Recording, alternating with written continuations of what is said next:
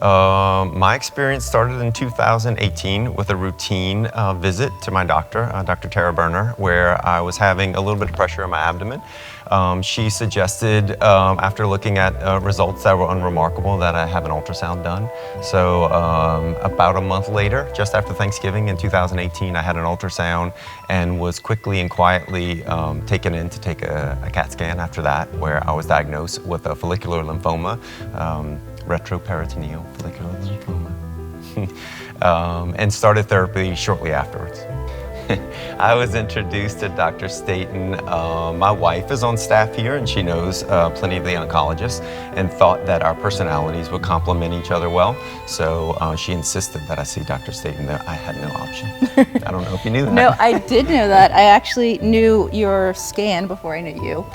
And I knew from that moment what it was because this primarily what I treat is lymphoma, and I trained in lymphoma with my mentor. And so when you see something every day, just like when Dr. Thibadoux sees his teeth, he knows what's wrong with your teeth before he does the x-ray, right? So when we're looking at imaging, a lot of times we know what that is. A remarkable thing about my care started from day one when I was scheduled for my imaging appointment.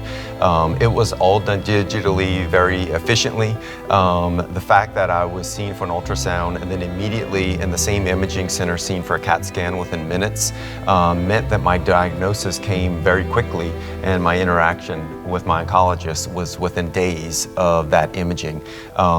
That was reflective of my entire experience in the Ochsner system, that when there was a step that needed to be made, there was an efficiency with that process. You were right at the jumping off point for us when we developed the integrative oncology and the multidisciplinary clinics to allow those things to happen one time after another and after another. And now that we have our new space in the Cancer Center with the expansion, we're able to have entire groups together. So you have the surgeon, the oncologist, the radiologist, all right there to make everything happen that needs to in a very timely fashion. The other impressive thing was that the sharing of those images digitally allowed for feedback from several different specialists, including a surgeon, to see what my options were very quickly. So it wasn't a series of appointments that I had to attend because that feedback could be given based upon the digital imaging.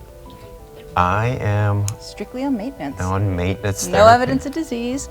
I am asking him to complete 2 years of maintenance because that increases progression-free survival, which is essentially time until possible next therapy needed, which means more time off of any medication, more time with family, more time to do what he wants without me being in his life.